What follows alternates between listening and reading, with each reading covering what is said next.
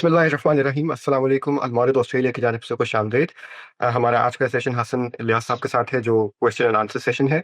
मैं बेसिकली मुझे कुछ कन्फ्यूजन थी जब हम ये बात करते हैं कि फलानी इबादत का जिक्र हदीस में भी आ गया है, तो उसको हम और फिर उसको क्या कहा जाता है कि अच्छा, हमने जैसे नमाज की अगर मैं बात करूँ कि नमाज तो हमने हदीस से सीखी है, ना कि वो जब हम बात करते हैं कि सुन्नत से। तो जो मैंने सिर्फ जो चीज़ क्लियर करनी थी, जो डिस्टिंक्शन हम जो फराही स्कूल जो डिस्टिंक्शन करता है, वो तो डिस्टिंक्शन एग्जैक्टली क्या है? देखिए रसूल मोहम्मद सल्लल्लाहु अलैहि वसल्लम को अल्लाह ताला ने जब दुनिया में मबूस किया तो दीन को आपके कौल फ़ेल तकरीर और तस्वीर इसके ज़रिए से जारी फरमा दिया। दीन का जब हम मुताला करते हैं तो हमें ये बात दो और दो चार की तरह मालूम हो जाती है कि अल्लाह ताला का ये जो दीन है जिस पैगंबर पे नाजिल हुआ, वो दीन बार बार पुकार पुकार के कहता है ये कोई नया दीन नहीं है, ये वही दीन है जो पीछे से चला आ रहा था। यही दीन है जो आदम को दिया गया, यही जो नूह को दिया गया, यही जो ईसा मूसा को दिया गया, आज समूद को दिया गया, साले शुएब को दिया गया। ये वही दीन है। ए पैगंबर, तुम्हें भी वही दीन दिया जा रहा है। जब दीन वही है तो जो दीन के अमली तकाज़े हैं वो भी वही होने चाहिए और वही थे। हम सभी जानते हैं कि जब भी हम खालिक के साथ अपने ताल्लुक़ का इज़हार करना चाहते हैं तो उसकी तीन ही जिहात होती हैं। एक होती है परस्तिश की, दूसरी होती है इताअत की, तीसरी होती है नज़र की। ये जो नमाज है ये परस्तिश की अलामत है। तो परस्तिश पहले दिन से ही शुरू हो गई, आदम अलैहिस्सलाम से वो शुरू हो गई। इसलिए कि जैसे ही आप खुदा को मानेंगे तो उसके साथ अपने ताल्लुक़ का इज़हार करेंगे, उसके आगे सरबा सुजूद होंगे और उसको ये बताएंगे कि तू ही हमारा पालनहार है, तू ही कायनात का रब है, तेरी ही तरफ हम तमाम हाजात को रफ़ा करने के लिए बढ़ते हैं। तो नमाज का आगाज़ तो सैयदना आदम अलैहिस्सलाम से हो गया था। अब पैगंबरों के बारे में हमें ये भी बताता है कुरान मजीद कि उनकी अक़वाम खुदा के बताए हुए तरीके में इन्हिराफ भी पैदा कर लेती थी। तो ये इन्हिराफ रसूल मोहम्मद सल्लल्लाहु अलैहि वसल्लम के अहद तक वहाँ पर जो कौम आबाद थी उन्होंने भी पैदा किया था। उनके बारे में मुख्तलिफ तारीख़ी रिवायात में आता है कि वो नमाज के अंदर मुख्तलिफ नौइयत के इज़ाफ़ी अमाल किया करते थे और इस तरह से कुछ सीटियाँ बजाया करते थे और मुख्तलिफ सूरतें थी वहाँ पे, वो राइज हो गई थी। ये बिल्कुल वही सूरत है जो बिदअत की सूरत होती है। जैसे अब आपको आजकल हमारी मुख्तलिफ दीनी शायर और रसूमात में बाज़ बिदअत नज़र आती हैं, तो बिल्कुल उसी तरह से नमाज में बाज़ बिदअत शामिल कर ली गई थी। तो पैगंबर सल्लल्लाहु अलैहि वसल्लम जो हैं वो दीन का तन्हा माख़ज़ हैं, अल्लाह ताला बरह रास्त उनसे कलाम करते हैं। तो जिस वक़्त वही का नुज़ूल शुरू हुआ तो उस वक़्त अल्लाह ताला ने उनकी ये ज़िम्मेदारी उनके कांधों पे रखी कि आपने अब अल्लाह की खालिस इबादत करनी है और उसके दीन को पहुँचाना है। उसके बाद बरह रास्त वही के ज़रिए अल्लाह ताला उन आमाल के बारे में रसूल मोहम्मद सल्लल्लाहु अलैहि वसल्लम को बताते चले गए कि इन आमाल में कोई तरमीम करनी है, किसी चीज़ की तजदीद करनी है, कोई इज़ाफ़ा करना है, कोई गलत चीज़ आ गई थी उसका ख़ात्मा करना है, तो वो इस तरीके से होगा। ये पैगंबर को अल्लाह ताला की तरफ से बरह रास्त वही के नतीजे में रूब अमल होता है। तो अल्लाह के पैगंबर फिर क्या करते थे? फिर वो लोगों तक पहुँचाते थे, कौल से, फ़ेल से, तकरीर से, तस्वीब से। यानी कोई चीज़ बोल के बताएँगे कि इस तरीके से नमाज़ पढ़ो, करके बताएँगे, किसी चीज़ को बरकरार रखेंगे जो हो रही है, किसी चीज़ के बारे में मुमानियत फरमा देंगे। तो ये दोनों चीज़ें होंगी। तो इस तरीके से अल्लाह के पैगंबर ने उस कौम को नमाज सिखाई, खुद उनमें आगे खड़े होकर नमाज पढ़ी। जब उनमें खड़े होकर नमाज पढ़ी तो लोग उस नमाज को देख रहे हैं तो देखने वाले आगे उन कैफियत को मुंतकिल भी कर रहे हैं। तो वो जो इंतकाल है उन कैफियत का, या वो जो अखबार है रसूल मोहम्मद सल्लल्लाहु अलैहि वसल्लम के इस अमल को इनिशिएट करने की, वो रिवायतों में भी आ जाती हैं। ना रिवायतों से सहाबा ने नमाज सीखी, ना रिवायतों से हम नमाज सीखते हैं, इसलिए कि वहाँ पर नमाज सिखाने का असलन तरीका ज़ेर बहस ही नहीं है। वो तो रसूल मोहम्मद सल्लल्लाहु अलैहि वसल्लम अपने कौल और फ़ेल से कर रहे हैं, उनको रिकॉर्ड में लेकर आया जा रहा है। इसकी बहुत सादा सी मिसाल है, आप उठा लीजिए किसी भी हदीस की किताब में जो किताबुस सलात होती है और उसको पढ़ना शुरू करें शुरू से, तो आपको अंदाज़ा हो जाएगा कि जिस वक़्त किसी चीज़ को इनिशिएट करने के लिए माखज़ या मस्तर बनाया जा रहा होता है, तो वहाँ उस तरीके से गुफ्तगू नहीं होती जिस तरीके से हदीस की किताबों में गुफ्तगू हो रही होती है। वहाँ पर तो ये बताया जाएगा कि रसूल मोहम्मद सल्लल्लाहु अलैहि वसल्लम ने जिस वक़्त वुज़ू किया तो सर की पेशानी का कितना हिस्सा, कहाँ तक आपने मुँह को धोया, या मिसाल के तौर पे कितना अरसा था सफ़र का जिसके अंदर आपने तयम्मुम की रुख़सत से फ़ायदा उठाया, या आप रुकू करते थे तो आपकी कैफ़ियत क्या होती थी, कमर कितनी झुकी हुई होती थी, सजदों में क्या कैफ़ियत होती थी। तो ये तारीख़ है जो रसूल मोहम्मद सल्लल्लाहु अलैहि वसल्लम के उस दीन पर अमल करने के नतीजे में वजूद पज़ीर हुई है। इसी को हम उसवे हसना से ताबीर करते हैं। हदीस का यही मौजू है। हदीस जो है वो रसूल मोहम्मद सल्लल्लाहु अलैहि वसल्लम के इल्म व अमल की रिवायत है, आपकी सीरत व सवाने, आपकी दीन की शरह व वज़ाहत, उसकी तफ़हीम व तबयीन, इसी तरीके से उस पर अमल का बेहतरीन नमूना, ये वहाँ पर ज़ेर बहस आ रहा होता है। इसी तरीके से नमाज से मुतल्लक़ कोई ऐसी चीज़ या रुख़सत से मुतल्लक़ कोई ऐसी चीज़ जो दीन ने उसूल में बताई थी, रसूल मोहम्मद सल्लल्लाहु अलैहि वसल्लम ने उसका इतलाक़ किया है, आगे इज्तिहाद किया, उसकी तारीख़ भी हदीस में आ जाती है। मिसाल के तौर पे अल्लाह ताला ने कुरान मजीद में बताया है کہ آپ کے پاس اگر وضو کی ضرورت پوری کے لیے پانی نہیں ہے تو پھر آپ اس صورت میں تیمم کر سکتے ہیں. تو رسالت مآب صلی اللہ علیہ وسلم نے اسی تیمم پر اجتہاد کیا ہے اور مسح الخفین کی بھی رعایت اور اجازت دی تھی کہ اگر آپ کے پاس سفر میں ہیں آپ یا حضر میں بھی ہیں اور آپ کو تردد ہوتا ہے جوتے موزے اتار کے پیر دھونے میں تو آپ مسح الخفین کر سکتے ہیں. تو یہ ریکارڈ پھر ہمیں روایتوں میں ملتا ہے. اس سے نہ دین میں کوئی اضافہ ہوتا ہے نہ دین میں کوئی کمی ہوتی ہے، البتہ دین کے سب سے بڑے عالم، دین کے شارع، دین کے اولین مصدر و ماخذ کی دین پر عمل درآمد کرنے کا ایک نمونہ ہے جو سامنے آ جاتا ہے. تو کوئی بھی عالم دنیا بھر میں آج تک حدیث کی کتاب سے پوری نماز برآمد کر کے دکھائی نہیں سکتا، اس لیے کہ وہ وہاں پر زیر بحث ہی نہیں ہے. نہ بیان کرنے والے اس کو اس طرح سے بیان کر رہے ہیں کہ وہ حدیث کے ذریعے لوگوں کو نماز سکھائیں.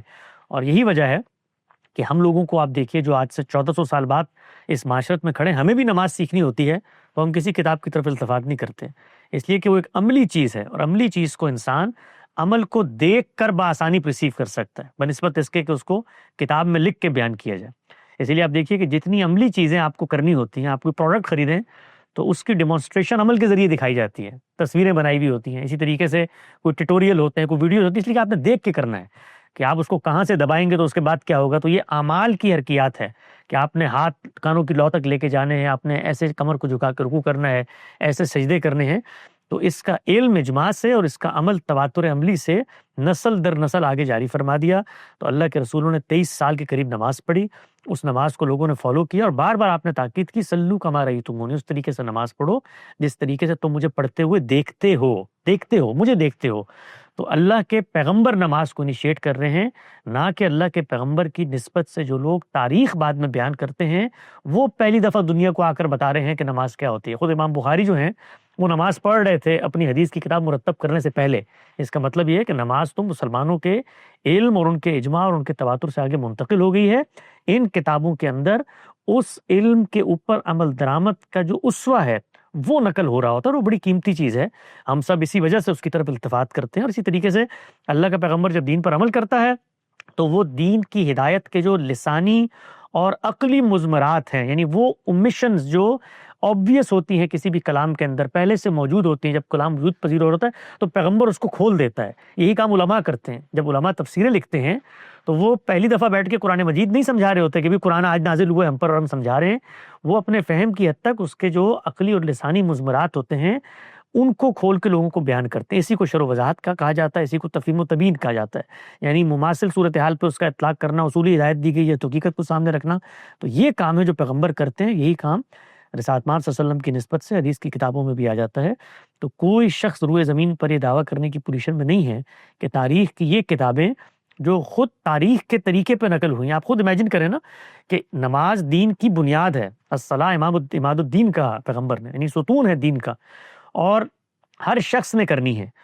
تو ہر شخص نے ایک عبادت کرنی ہے اور اس عبادت کو قیامت تک جاری رکھنا ہے. تو علم اور عقل یہی بات کہتے ہیں کہ اللہ کے پیغمبر نے اس کو ایک فرد کو نہیں بتایا کہ وہ بعد میں جا کے کسی محدث کو بتائے کہ جی نماز اس طرح پڑھی جاتی ہے اور اس کو ثبت کر دے، بلکہ وہ مسلمانوں کے معاشرے میں ایک زندہ اور جاویدہ روایت کے طور پہ رائج کر دی گئی ہے. تو جو چیز رائج ہو جاتی ہے وہ پھر اسی طرح نسل در نسل آگے بڑھتی ہے. اسی کو امام شافعی بھی بیان کرتے ہیں کہ یہ علم العامہ ہے اور جیل ان الجیل کافہ ان الکافہ منتقل ہوتا ہے. اس کو نسلیں منتقل کرتی ہیں اور افراد کی اتنی بڑی تعداد منتقل کرتی ہے کہ ان کا جھوٹ پر جمع ہونا عقلاً محال ہے. اس میں تعدد امکنہ بھی ہوتا ہے. کوئی عراق میں بیٹھی بھی 1 لاکھ کی آبادی، شام میں بیٹھی ہے، مصر میں بیٹھی ہے، دلی میں بیٹھی ہے، تو یہ امکان ہی نہیں ہے کہ سب لوگ ایک جگہ کسی اجتماع میں جمع ہوئے ہوں اور یہ عہد کیا ہو کہ آج سے تو ہم جھوٹ بولیں گے اور ہم آگے پھیلا دیں. یہ قطعی ترین ذریعہ ہے علم کو پرسیو کرنے کا. تو اللہ کے پیغمبر نے افراد کی اتنی بڑی تعداد کے ذریعے ہمیں وہ اعمال منتقل کر دیے. خدا کا فضل، خدا کی عنایت، خدا کی رحمت ہے کہ وہ ہم پر بے کم و کاست پہنچ چکے ہیں. لہٰذا آج ہم نماز پڑھتے ہیں تو اس کے اندر کوئی اختلاف نہیں ہے. جو اللہ کے پیغمبر نے جس طریقے سے نماز انیشیٹ کی اس طریقے سے ہم تک پہنچ گئی. بہت شکریہ جی، واضح ہو گیا، بہت شکریہ. عطا صاحب آپ کا اگلا سوال ہے، آپ سوال کیجیے پلیز. السلام علیکم حسن بھائی، کیسے ہیں آپ؟ ٹھیک ہیں؟ اللہ کا شکر جی، دعائیں آپ خیریت سے. میرا سوال ذرا تھوڑا سا میں 2 حصے ہیں میرے سوال کے. پہلا جو حصہ ہے وہ گاندھی صاحب بھی بات کرتے ہیں، آپ کے کوشچنس پہ بھی وہ جواب دیتے ہیں، اور وہ یہ کہتے ہیں کہ شادی کا جو ایک سلسلہ ہے وہ ایک انسٹیٹیوشن قائم کرتا ہے، ایک خاندان، ایک فیملی کا قیام عمل میں آتا ہے۔ میرا سوال جو ہے وہ آج کل کے حالات کے اوپر ہے۔ ہمارے ہاں میں ٹرم یوز کروں گا خواجہ سرا، ناٹ ٹرانسجینڈر، کیونکہ ٹرانسجینڈر کافی کمپلیکیٹڈ بنا دیا ہے اس ٹرم کو لوگوں نے۔ خواجہ سرا سے میں کلیئر ہوتا ہے کہ ہمارے ماحول میں خواجہ سرا ہم کسے کہتے ہیں۔ پہلا سوال کا حصہ یہ ہے کہ آج کل پاکستان میں ایک لیجسلیشن ہوئی ہے جس میں کہ ایک بچہ جسے ڈاکٹرز خواجہ سرا ڈکلیئر کرتے ہیں، وہ there will be 5 people, medical board will decide کہ whether وہ جو بچہ ہے وہ ہی ہے یا شی ہے، وہ ڈیسائیڈ کرتے ہیں۔ پہلا سوال تو میرا یہ ہے کہ اگر ایک شخص ہمارے معاشرے میں موجود ہے اور وہ اپنے آپ کو ایدر ہی اور شی ڈکلیئر کرتا ہے، تو اس پہ کوئی اعتراض یا دینی لحاظ سے کوئی بنتا ہے یا نہیں بنتا، یا اس کو کس طرح تحقیق کیا جانا چاہیے؟ یہ میرا پہلا حصہ ہے سوال کا۔ دوسرا حصہ یہ ہے کہ once it's decided کہ وہ شی ہے اور وہ سائیکولوجیکلی جینیٹلی ان ایوری آسپیکٹ وہ کہتے ہیں کہ جی یہ حصہ جو شی والا ہے یہ زیادہ غالب ہے اس کی شخصیت پر، اور وہ خود سے بھی چاہتا ہے کہ میں ایز اے عورت زندگی گزاروں، تو کیا اسلام اس میں اس کو شادی کی اجازت دیتا ہے، یا کوئی آپشن ایسی ہے، یا کوئی ایسی بات ہے ہمارے ہاں کہ یہ اس کو جو ہے یہ کیا جا سکے؟ جی یہی میرا سوال ہے جی آج کا۔ دیکھیے، اللہ تعالیٰ نے عمومی طور پہ دنیا میں اپنے تکوینی قانون اور اپنی مشیت اور اپنی اسکیم کے پیش نظر 2 مخلوقات پیدا کی ہیں، ایک مرد ایک عورت۔ یہی آپ کو دنیا بھر میں نظر آتے ہیں، لیکن اس کے ساتھ ساتھ اللہ تعالیٰ نے اس دنیا میں اپنی اسی تخلیق کے ساتھ ایک امتحان بھی برپا کیا ہے، اور وہ ابتلاء کا امتحان ہے۔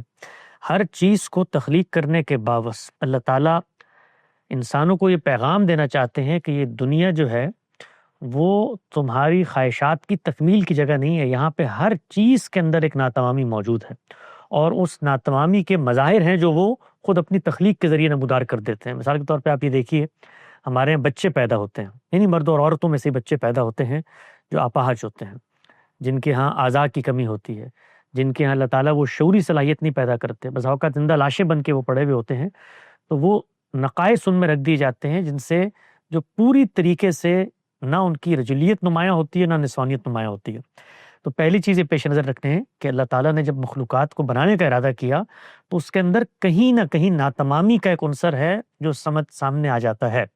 یہ جو جس صنف کا آپ نے ذکر کیا یہ اسی ناتمامی کا مظہر ہے، یعنی ان کے ہاں اعضاء کی ڈیولپمنٹ یا شخصیت کی ڈیولپمنٹ اس درجے میں نہیں ہوتی، چنانچہ وہ مشتبہ ہو جاتے ہیں، اور یہی وجہ ہے کہ پھر وہ خود بھی طے کرتے ہیں یا معاشرہ بھی ان کے بارے میں طے کرتا ہے کہ وہ کہاں کھڑے ہیں، وہ مرد ہیں یا وہ عورت ہے۔ تو اس کو طے کرنے کا حق یقینی طور پہ دونوں کو حاصل ہے، اور جس وقت آپ کوئی چیز اپنے بارے میں طے کرتے ہیں تو آپ چونکہ معاشرے کا حصہ ہیں، تو آپ کا کوئی بھی دعویٰ وہ احوال کی مطابقت کے خلاف قبول نہیں کیا جا سکتا۔ مثال کے طور پہ دعویٰ کرنے کو تو کوئی بھی شخص کوئی بھی دعویٰ کر سکتا ہے، میں بیٹھ کے دعویٰ کر دوں بھئی میں صدر ہوں اس مملکت کا، لیکن یہ احوال کی مطابقت کے خلاف دعویٰ ہے، لوگ آگے بڑھ کے کہیں گے کہ آپ نہیں ہیں اس لیے کہ آپ کا انتخاب نہیں ہوا، پھر دعویٰ کیسے کر رہے ہیں؟ تو ہر دعویٰ احوال کی رعایت سے ہونا چاہیے۔ اب احوال کی رعایت کا جائزہ لینے کا کام دین کا نہیں ہے، یہ سائنس کا ہے، اور سائنس جب اس چیز کا جائزہ لے گی، اطباء میڈیکل کے ماہرین اس چیز کا جائزہ لیں گے تو دونوں پہلوؤں کو دیکھیں گے، وہ جسمانی ساخت کو بھی دیکھیں گے اور وہ جو شخصیت کا رجحان ہے، افتاد طبع ہے، میلانات ہیں، ان کو بھی دیکھیں گے۔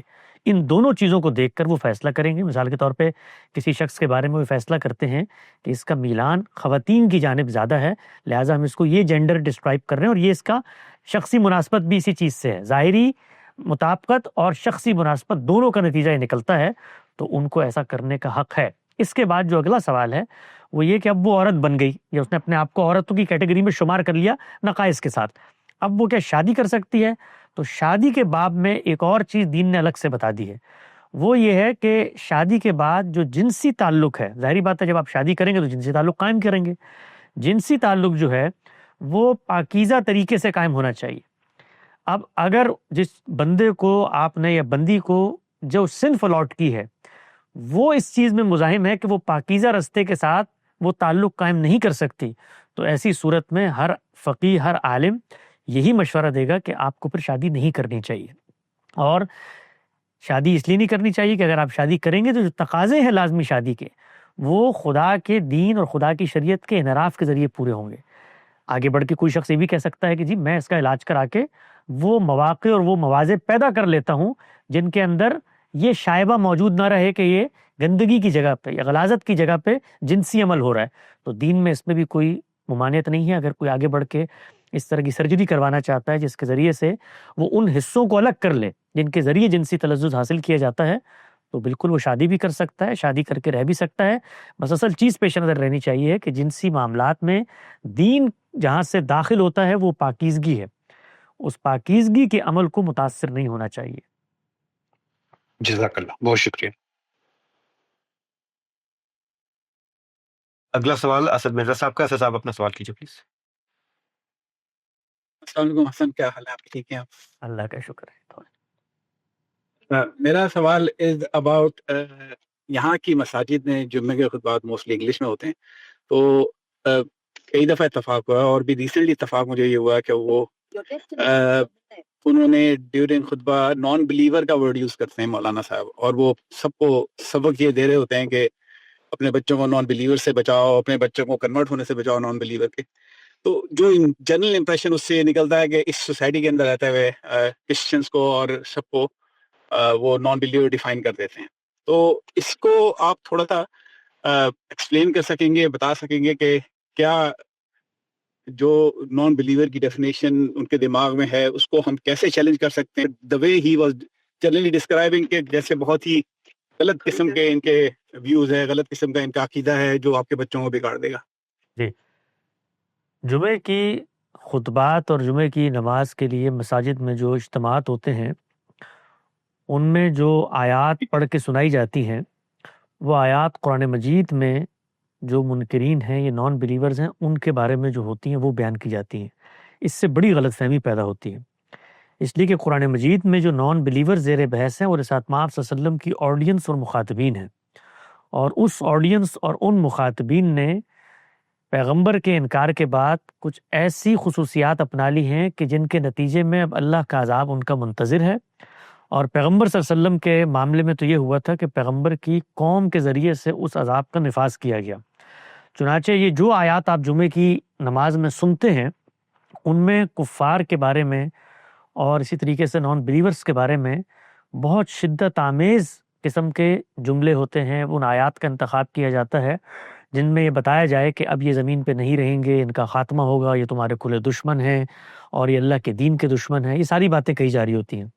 تو مجھے اس سے اتفاق نہیں ہے۔ میں نے کچھ عرصہ پہلے بھی یہ تجویز پیش کی تھی کہ جمعے کی نماز میں یہ آیات نہیں پڑھنی چاہیے ہمیں، اور اس کے بجائے جو دین کی مثبت دعوت ہے اس کو پیش کرنا چاہیے بغیر کسی طبقے کو ہدف بنائے۔ اس لیے کہ جب آپ یہ آیات پڑھتے ہیں تو فوراً سے جو مخاطبین ہوتے ہیں ان کا ذہن ان کے عہد کے اندر جو اسلام کو نہ ماننے والے لوگ ہیں ان کی طرف متوجہ ہوتا ہے، اور وہ یہ سمجھتے ہیں کہ قرآن مجید نے یہ ساری وعیدیں ان کے بارے میں بتائی ہیں، اور وہ لوگ بھی جب یہ سنتے ہیں دین کے بارے میں تو ان کا دین سے جو انٹروڈکشن ہے وہ ان آیات سے ہوتا ہے جن میں ان کی مذمت یا کنڈمنیشن کی گئی ہے۔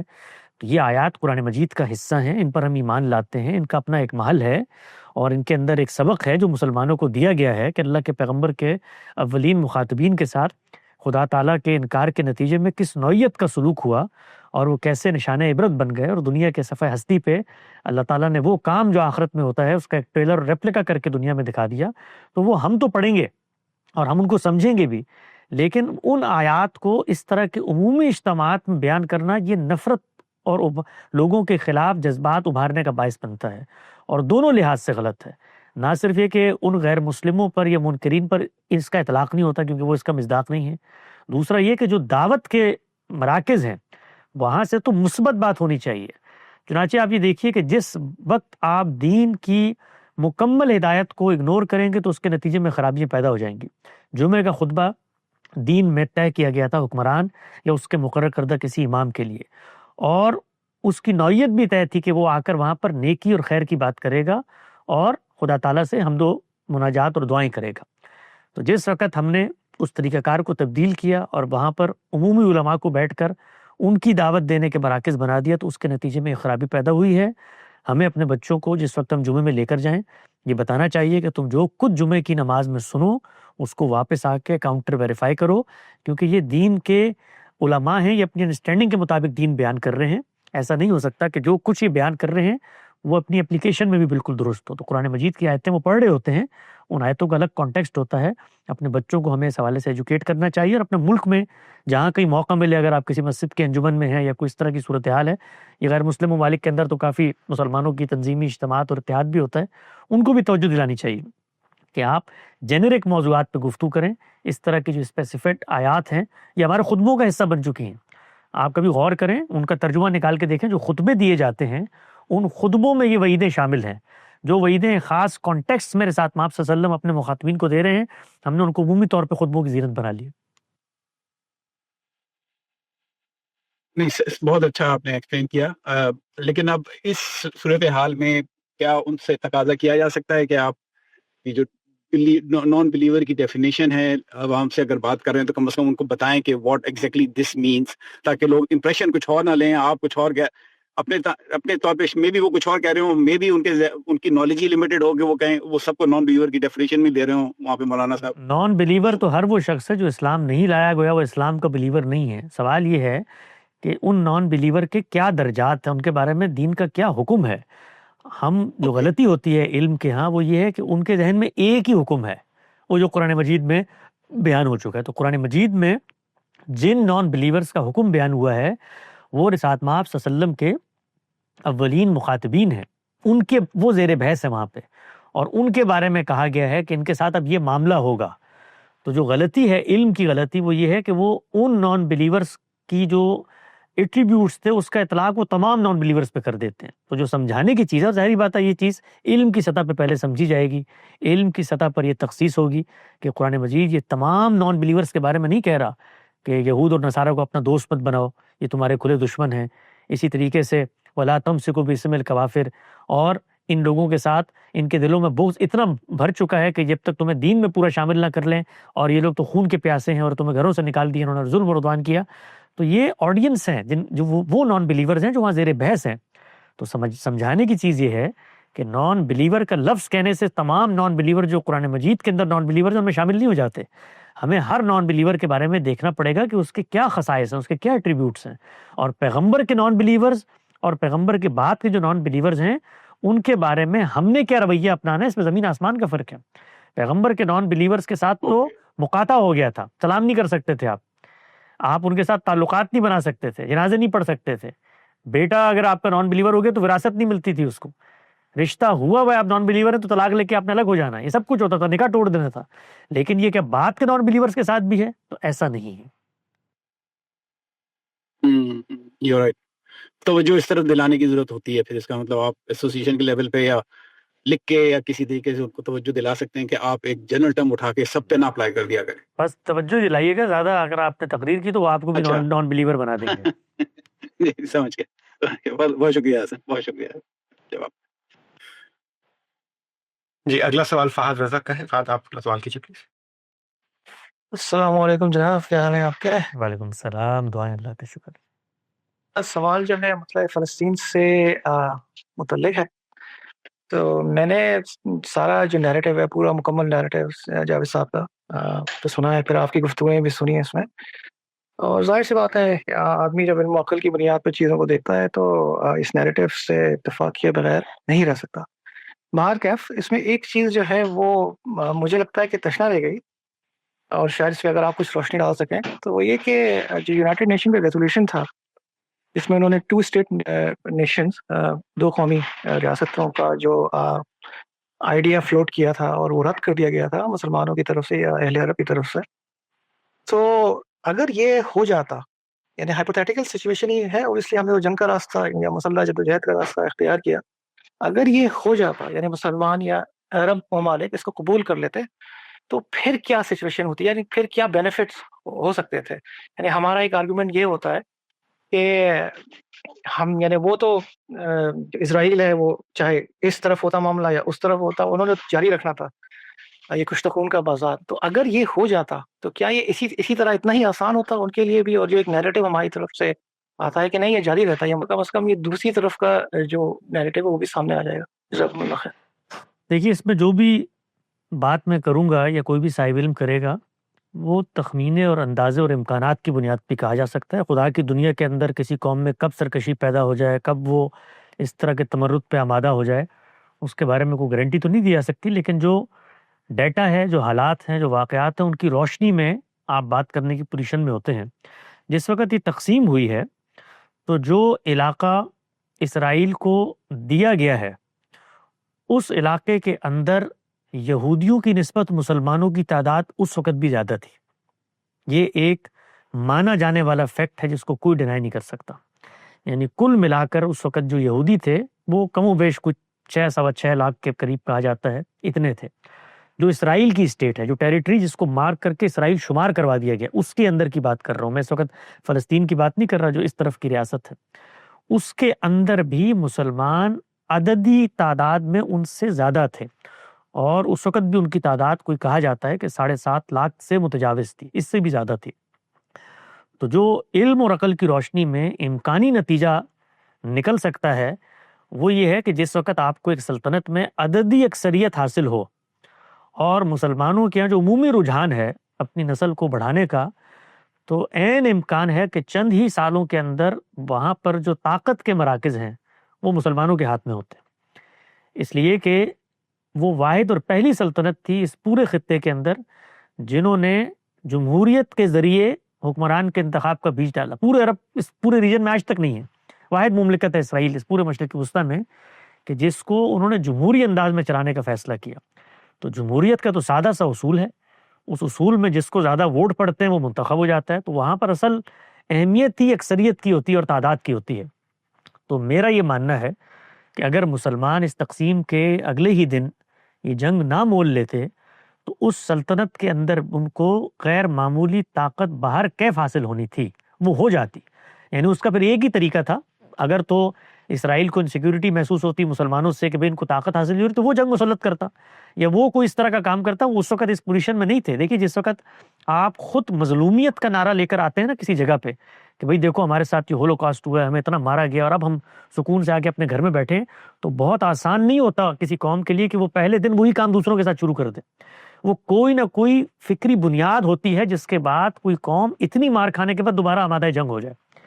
تو آپ یہ دیکھیے کہ ہم نے وہ موقع دیا انہیں کہ جس وقت ان کی یہ سلطنت بن گئی تو بننے کے اگلے ہی دن اس سلطنت پہ ہم چڑھ دوڑے. اور چڑھ دوڑنے کے بعد آج کے حالات میں جب ہم سے یہ سوال کیا جاتا ہے کہ بھائی یہ اسرائیل تو ایک غاصب سلطنت ہے اور ناجائز اولاد ہے برطانیہ عظمیٰ کی اور اس کا خاتمہ ہو جانا چاہیے، اور ہم لوگ یہ توجہ دلاتے ہیں کہ بھائی اس کو اقوام متحدہ نے تسلیم کیا. اس وقت بھی دنیا کے 165 ممالک اس کو ایک سوورن اسٹیٹ کے طور پہ قبول کرتے ہیں. 7 کے قریب مسلمان ممالک ہیں بشمول اس کے پڑوسی ممالک کے جنہوں نے اس کے ساتھ جنگ کی ہے، وہ اس کے وجود کو تسلیم کرتے ہیں، اردن اور مصر. یہاں تک کہ مسلمان ممالک میں اس وقت بحرین نے اس کو تسلیم کر لیا ہے، UAE نے تسلیم کر لیا ہے. تو یہ جب پوری دنیا کرتی ہے تو آپ تب بھی یہ مطالبہ کر رہے ہیں کہ بھائی وہ ناجائز مملکت ہے. تو اس کے بعد کہا جاتا ہے کہ نہیں ہم تو اس کی سرحدوں کی بات کر رہے ہیں کہ جی وہ تو غاصب ہے، اس نے اپنی سرحدوں سے باہر نکل کے یہ کام کیا. اور آپ اس وقت بین الاقوامی قانون کو دیکھیں تو اس کی روح سے بھی اس نے غلط کام کیا ہے. تو سوال یہ ہے کہ ایک مملکت جس کو بین الاقوامی قانون کی روشنی میں وجود پذیر کیا گیا 1948 میں، اس بین الاقوامی قانون کو تو آپ نے نہیں مانا اور اگلے دن آپ چڑھ دوڑے، اور ایک دفعہ نہیں 4 دفعہ چڑھ دوڑے. اس کے بعد 67 میں بھی ہوا، 73 میں بھی ہوا، اور اس کے بعد آج تک پے در پہ حملے ہو رہے ہیں. تو سوال یہ ہے کہ جب آپ بین الاقوامی قانون کو، عالمی برادری کے اس فیصلے کو ماننے کو تیار نہیں ہیں تو پھر کس منہ سے ہم یہ مطالبہ کرتے ہیں کہ بھئی اسرائیل کو جو ہے وہ ان سرحدوں میں واپس چلے جانا چاہیے جن سرحدوں کو اقوام متحدہ نے اس کے لیے طے کیا تھا. اقوام متحدہ نے تو طے کر کے آپ کو ایک خطہ دیا تھا، ان کو ایک دیا تھا. وہ فیصلہ ہم نے بھی نہیں مانا نا. جب ہم نے بین الاقوامی قانون کی خلاف ورزی کی، یہ 4 جنگیں جو ہم نے کی، یہ اس وقت بین الاقوامی قانون ہمیں یاد نہیں تھا. اور یہ 4 جنگیں کوئی سرحدات لینے کے لیے نہیں ہوئی کہ بھئی تقسیم غلط ہو گئی ہے، خاتمے کے لیے ہوئی. اسرائیل کے خاتمے کے لیے جنگیں لڑی گئیں اور ان 4 جنگوں میں ہمیں نقصان ہوا. تو مسلمان اگر سنجیدگی سے اس پر غور کرتے، اس وقت بھی حالات ان کی موافقت میں تھے اس تقسیم کے باوجود۔ یہ ٹھیک ہے کہ بھئی خطہ تھا، ایک طریقے سے وہاں پر آباد کاری ہوئی، پہلی جنگ عظیم کے بعد وہ شروع ہوئی کرتے کرتے، اور خود ابتدا میں وہاں پر فلسطینیوں نے اپنی زمینیں بیچی، کم و بیش 8 سے 10% حصہ کہا جاتا ہے جو اس تقسیم سے پہلے وہ یہودیوں نے انفرادی طور پر خرید کے وہاں پر اپنی آباد کاری شروع کر دی تھی۔ لیکن جس وقت یہ پہلا حملہ ہوا ہے 48 میں، اس کے بعد وہاں سے نکالا گیا، اور آپ تاریخ کو اگر پڑھیں اس وقت جو غالباً وہ بن گورین تھے، انہوں نے اپنا ایک نمائندہ بھیجا ہے جا کر، وہ جو اس وقت شاہ ہیں ان کے دربار میں جا کر اس نے منت سماجت کی ہے کہ جی اس کا خاتمہ کریں۔ انہوں نے جنگ کا آغاز کیا تھا تو انہوں نے اس وقت بھی کوشش کی کہ اس کو روک لیا جائے، پھر نہیں رکتا تو پھر تحفظ ہے، یہ بالکل ایسے جیسے ہم کریں گے تحفظ۔ آج آپ آخر یہی جواز دیتے ہیں نا حماس کو کہ بھئی وہ تو بقا کی جنگ لڑ رہے ہیں، تو آپ امیجن کریں کہ آپ کا ابھی ملک وجود پذیر ہوا ہے، آپ کے 60-70 لاکھ لوگ پہلے مارے جا چکے ہیں پوری دنیا میں، پٹائی کر کر کے ایک جگہ پہ آپ کو لا کے آباد کیا، آپ کے لیے تو تمام توقعات کا مرجع اور امیدوں کا محور وہی ہے، تو اس کو بچانے کے لیے وہ بقا کی جنگ نہیں لڑیں گے۔ تو وہ جب بقا کی جنگ لڑیں اور اس کے بعد وہ توسیع کر کے آپ کے شہر لے لیں، تو آپ فوراً سے کہیں کہ بھئی یہ تو بین الاقوامی قانون کی خلاف ورزی ہو گئی۔ تو بین الاقوامی قانون کی پہلے ہم نے خلاف ورزی کی، اور جب آپ قانون کی خلاف ورزی کر لیتے ہیں تو آپ کی اخلاقی پوزیشن بہت کمزور ہو جاتی ہے۔ پھر اس کے بعد اگلا تو اسی کو بنیاد بنا کر اگر اس کے کوئی توسیع پسندانہ عزائم بھی ہوں تو وہ ان کو بھی پورا کرتا ہے۔ وہ لوگ نقشہ بھی دکھاتے ہیں نا کہ بھئی کنگڈم آف ڈیوڈ جو ہے وہ تو مدینے کی سرحدات تک ہے، اور اسرائیل تو اس کی توسیع چاہتا ہے، اور اس کو سن کے مسلمان اس کو ایک ایسی کہانی کے طور پہ پیش کرتے ہیں کہ جیسے بڑے اچنبے کی بات ہے، حالانکہ اس سے زیادہ واضح توسیع پسندانہ ہمارے عزائم ہے جو ہم پوری دنیا کو پیش کرتے ہیں، اور اس کی بنیاد کچھ الوہی فیصلوں پر رکھ دیتے ہیں کہ بھی سیدنا مسیح آئیں گے، پوری دنیا میں یہودیوں کا خاتمہ ہو جائے گا، وہ کسی پودے کے پیچھے بھی چھپیں گے تو وہ کہیں گے اے عبداللہ آؤ اس کو مارو یہاں پر، اور پوری دنیا میں اسلام کا غلبہ ہو جائے گا اور کفار کہیں بچیں گے نہیں اور مہدی آئیں گے۔ تو اگر کوئی توسیع پسندانہ عزائم ان کے تھے تو انہوں نے تو دنیا میں روبہ عمل ہونا ہے نا، تو ہم وہ گراؤنڈ ان کو کیوں مہیا کریں کہ جس کے ذریعے سے وہ توسیع پسندانہ عزائم بہت جلد روبہ عمل ہو جائیں۔ آج بھی آپ کے علم میں ہوگا کہ اسرائیل کی 20 سے 22% آبادی ہے جو مسلمانوں پر مشتمل ہے۔ کبھی موقع ملے تو ان کی پارلیمنٹ میں جو مسلمانوں کی سیاسی تنظیم ہے اس کے سربراہ موجود ہیں، وہ تقریریں کرتے ہیں، اختلاف کرتے ہیں، وہاں پر مساجد موجود ہیں، ان کے مدارس موجود ہیں، ان کے مکاتب موجود ہیں، وہاں پر جو مسلمان رہ گئے تھے اس سب کے باوجود 48 میں جو نکلے، اس کے باوجود اس وقت کوئی 20-22 لاکھ کے قریب مسلمان ہیں جو وہاں پر رہتے ہیں، اسی مملکت کے اندر رہتے ہیں۔ تو سوال یہ ہے کہ اگر ان کے پیش نظر نسل کشی تھی، خاتمہ تھا، تو وہ جو اپنے ملک میں 20-22 لاکھ انہوں نے رکھے ہوئے ہیں ان کا آج تک خاتمہ کیوں نہیں ہوا؟ ان کو تو وہاں کی شہریت بھی ملی ہوئی ہے، دنیا کا مضبوط ترین پاسپورٹ بھی ملا ہوا ہے، معاشی چیزوں سے بھی مستفید ہوتے ہیں، کھاتے پیتے ہیں، وہاں ڈاکٹرز ہیں، انجینئرز ہیں، ان کے کھلاڑی ہیں، ان کے سیاستدان ہیں، ان کی پارلیمنٹ تک کے ممبر ہیں۔ تو اگر کسی مملکت کے بارے میں آپ اتنے حفظ ما تقدم کے طور پہ اقدامات کر رہے ہیں تو یہ ظاہرہ تو اس کے خلاف تصویر کشی کر رہا ہے کہ اگر ان کا مقصود خاتمہ ہوتا تو یہ 20-22 لاکھ لوگوں کو انہوں نے کیوں اپنی شہریت دی ہوئی ہے؟ تو سچی بات یہ ہے، آپ پیچھے مڑ کے دیکھیں، اور یہ بڑے درد دل سے ہم بات کرتے ہیں، لوگ اس کے بارے میں کہتے ہیں آپ کو ان بچوں کے چیتڑے نظر نہیں آتے، یہ نہیں ہوتا، وہ نہیں ہوتا۔ بھائی وہ سارا کچھ نظر آنے کے بعد ہی تو تجزیہ کر رہے ہیں کہ کیا غلطیاں ہوئی ہیں، ورنہ ہم بھی اسی پر غم کھا کر جو بچے کچے ہیں ان کو بھی اس طرح ہلاک کر دیں، اور جو شہر 2-4 بچے تھے وہ بھی ان کے حوالے کر دیں۔ آپ امیجن کریں نا، یعنی 88 کے اندر جس وقت فلسطین کے اندر وہ سیاسی قیادت نے اس نیریٹو کو رفع کرنے کی کوشش کی ہے کہ بھئی 3-4 جنگوں کے باوجود ہم نہیں جیت سکتے تو 2 اسٹیٹ کے سولوشن کو مان کے آگے بڑھیں، اس موقع پہ مذہبی قیادت سامنے آئی ہے، حماس بنی، اور اس کے بعد کس طریقے سے یہاں پر جب ہم نے جواز دے دیا تو وہاں پر بھی جو انتہا پسند تھے انہوں نے اس کو بھی نہیں مانا۔ چنانچہ آپ جانتے ہیں کہ اوسلو ایکارڈ کرنے والے جو ان کے وزیر اعظم تھے ان کو وہاں پہ مار دیے گئے اسرائیل میں، اس لیے کہ وہاں پر بھی انتہا پسند تھے۔ تو اصل چیز یہ ہے کہ ہمیں کیا حاصل ہوا؟ ہمیں تو کچھ بھی حاصل نہیں ہوا۔ تو یہ جو خطہ ہے آج جس کے لیے ہم بہت زیادہ غمگین ہوتے ہیں، یہ خطہ 48 سے لے کے 67 تک مصر کے کنٹرول میں رہا، اس کے بعد 67 سے لے تک اسرائیل کے کنٹرول میں، 2005-6 میں جب یہ الیکشنز یہاں پہ ہوئے ہیں تو کنٹرول ان کے حوالے کر دیا گیا۔ اب ایک شہر آپ کو اگر ملا ہے اور آپ کی وہاں پہ حکومت ہے تو بھائی اپنے وہاں پر قدم جماؤ، اپنے جو حصہ مل چکا ہے اس کے اوپر اللہ کا شکر ادا کرو، وہاں پر کوئی تعمیر و ترقی کا کام کرو۔ وہاں آپ دیکھیے کہ لوگ بات کرتے ہیں آج کہ ہم مسلمانوں کی جمعیت کو بکھیر رہے ہیں اور یہ سب جہاد کے لیے تیار، خود وہاں پر جو جمعیت موجود تھی، کبھی موقع ملے تو لوگ مطالعہ کریں، خود وہاں پر جو جمعیت موجود تھی اس کے اندر جو انتشار پیدا ہوا، کس طریقے سے جب وہاں پر الیکشن ہوئے ہیں 2005-6 میں، تو وہاں پر انہی دونوں پارٹیوں نے ایک دوسروں کا خون بہایا، اور جو اس وقت بھی صدر ہیں وہاں کے، انہوں نے یہاں پر غزہ کے اندر جن کی حکومت تھی اس کو برطرف کر دیا، اس وزیر اعظم کو، اور نیا وزیر اعظم مقرر کیا۔ تو دنیا کے اندر جمعیت کے ساتھ جو وہاں پر حکومت خود مسلمانوں کو حاصل تھی اس کو بھی نہیں مانا ایک گروپ نے، اور وہاں پر بھی ایک انتشار کی صورتحال پیدا ہو گئی، اور اس کے بعد آپ پے در پہ حملے کرتے ہیں اور حملوں کے نتیجے میں نقصان ہوتا ہے۔ تو نقصان کے بعد آپ کبھی 2000 سال پرانی کہانی شروع کر دیتے ہیں کہ بھئی یہاں پر تو پہلے ہم آباد تھے اور یہ باہر سے۔ تو میں نے اسی کے جواب میں گزشتہ دنوں میں گفتگو میں کہا، لوگوں کو بات بڑی چبھی، میں نے کہا بھئی اگر یہی مقدمہ ہے کہ پہلے آنے والے کا حق ہوتا ہے تو پھر تو ہندوستان میں جتنے مسلمان ہیں ان سب کو یہاں سے ہندوؤں کو رخصت کرنے کی اجازت ہونی چاہیے کہ بھئی ہماری مملکت تھی، محمد بن قاسم حملہ آور ہوا اور اس نے آ کر یہاں پہ مسلمانوں کی آبادکاری کر دی، آج تو ملک بنا کے بیٹھے ہوئے ہو۔ تو ان اصولوں پہ دنیا چلتی ہے، دنیا تو حقائق پہ چلتی ہے، عملی نظائر اور حقیقتیں وہ وقت منواتا ہے۔ تو آپ بین الاقوامی قانون جس کو کہا جاتا ہے، وہ بین الاقوامی قانون بھی انہی طاقتوں نے بنایا ہے، اقوام متحدہ بھی انہی طاقتوں نے وجود پذیر کی ہے، ان کے فیصلے تو مانتے نہیں ہیں، اور اس قانون کی روشنی میں اب انصاف کا تقاضا کر رہے ہیں کہ چلو کم سے کم 67 والی سرحدوں پہ واپس چلے جاؤ۔ بھائی 67 والی سرحدوں سے نکلنے پر مجبور کس نے کیا؟ اس کو ہم نے کیا۔ اس کے بعد 73 میں کس نے مجبور کیا؟ ہم نے کیا۔ اس وقت بھی لوگ کہتے ہیں بقا کی جنگ، کس نے مجبور کیا؟ ہم نے کیا۔ تو مسلمانوں کا خون بہتا ہے، ہر انسان کو دکھ ہوتا ہے، اور یہ دکھ بھی بٹس اینڈ پیس میں نہیں ہونا چاہیے، دکھ سب کے لیے ہونا چاہیے۔ حوثیوں کے اندر 3 لاکھ کی تعداد ہے، عورتیں بچے ہیں، کبھی نام بھی نہیں آتا مسلمانوں کی زبان پہ ان کے لیے، لیکن ایک موقع کے اوپر آپ اتنے جذباتی ہوتے ہیں اور جذباتی فضا میں اگلوں کو جذباتی کر کے لڑوا کے مروا کے فارغ ہو جاتے ہیں، اور اس کے بعد نوحہ گری کرتے ہیں۔ آپ یہ دیکھیے گا کچھ عرصہ نہیں گزرے گا اور یہ مطالبہ کیا جا رہا ہوگا کہ اسرائیل 2024 والی پوزیشن پہ چلا جائے۔ مسلمانوں کو یہ بھی قابل قبول ہے۔ تو مسلمانوں کا یہ تجزیہ غامدی صاحب نے بھی کیا ہے، اور ہم بطور طالب علم ان کی بات کو درست سمجھتے ہیں تو بیان بھی کرتے ہیں۔ یہ تجزیہ کر کے سب سے بڑے محسنین اور خیرخواہ ہیں جو اس موقع پہ امت کی گالیاں بھی کھا رہے ہیں اور تان و تشنی کا نشانہ بھی بن رہے ہیں، لوگ ان کی کردار خوشی بھی کر رہے ہیں، ان کی نیت محرکات بھی دریافت کر رہے ہیں کہ یہ صہیونی ایجنٹ ہیں اور زائنزم کو پروموٹ کر رہے ہیں اور یہ کر رہے ہیں اور وہ کر رہے ہیں۔ بچانا چاہتے ہیں مسلمانوں کو کہ جو صورتحال پیدا ہو گئی ہے اس کے نتیجے میں تمہیں کچھ حاصل نہیں رہا، اور جو کچھ حاصل ہے وہ بھی عنقریب ہاتھ سے چلا جائے گا۔